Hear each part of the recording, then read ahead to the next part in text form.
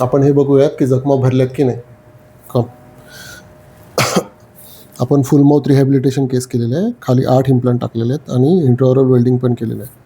तर जवळपास 90% जखमा भरलेल्या आहेत. इथे थोडंसं आहे आणि समोर थोडी हलकी जखमा. पर ओव्हरऑल जवळपास छान हिलिंग छान झालेलं आहे. आणि अप्परला पण इथे ॲक्च्युली आपण एक 3-4 दात काढलेले आहे, त्याच्यामुळे थोड्या जखमा झालेल्या. बाकी आपण पूर्ण स्टिचलेस ट्रीटमेंट केलेली आहे. वरचा आकडा मोठा, वरचं पण छान हिलिंग झालेलं आहे जवळपास. आणि डबल वेल्डिंग केलेलं आहे आपण. ओके ठीक आहे, आपण दात लावून बघूयात.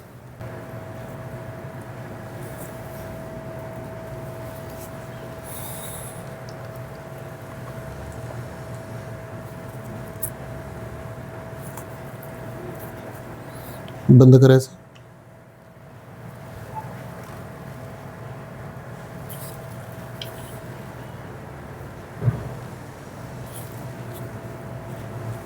का करा.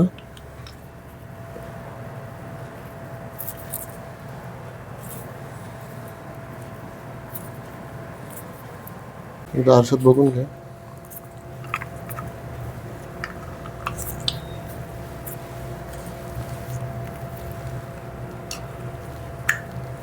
बंद करायचं. हे बघा, पकडा आरसा, एकदा बघून घ्या. हे जे आहेत हे आता आपले ॲक्रिलिकचे दात आहेत. ठीक आहे.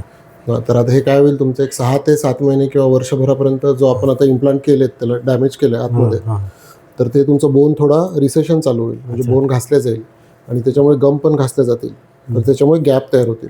तर ह्या सगळ्या प्रोसेसला 6 महिने ते वर्ष जातात. मग तुमच्या आपण काय करणार, 6 महिन्यानंतर एक फॉलोअप ठेवणार. म्हणजे 6 महिन्यानंतर मी परत एकदा चेक करणार की गॅप किती आल्यात.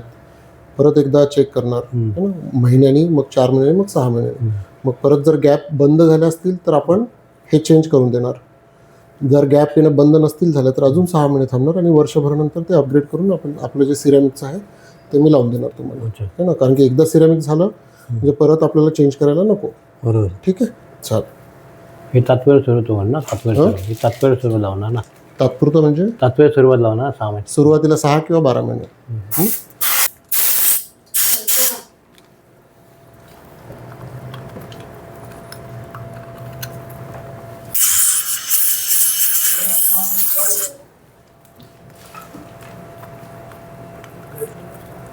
पक्का दाबायचं.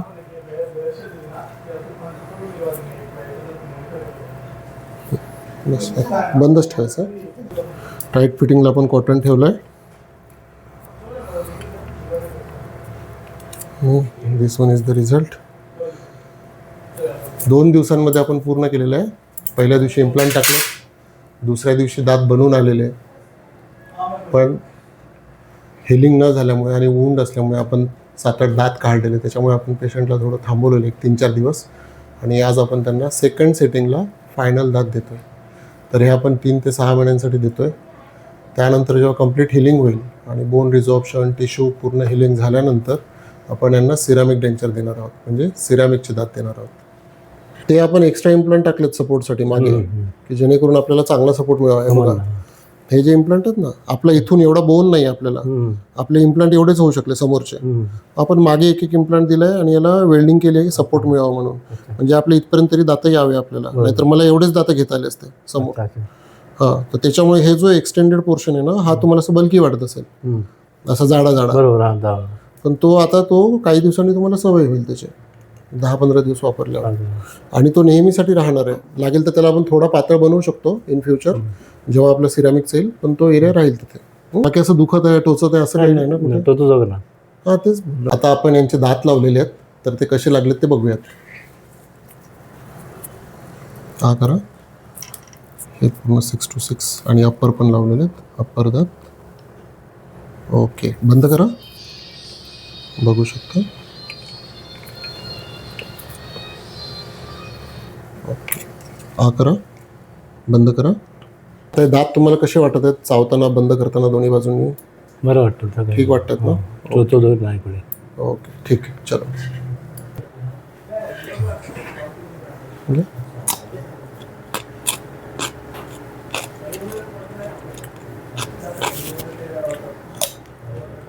चांगलं खाते. हर मुस्कान के पीछे एक कहानी होती है और उस कहानी को हम दोबारा लिखते हैं. ओरोफेस, भारत का स्माइल एक्सपर्ट.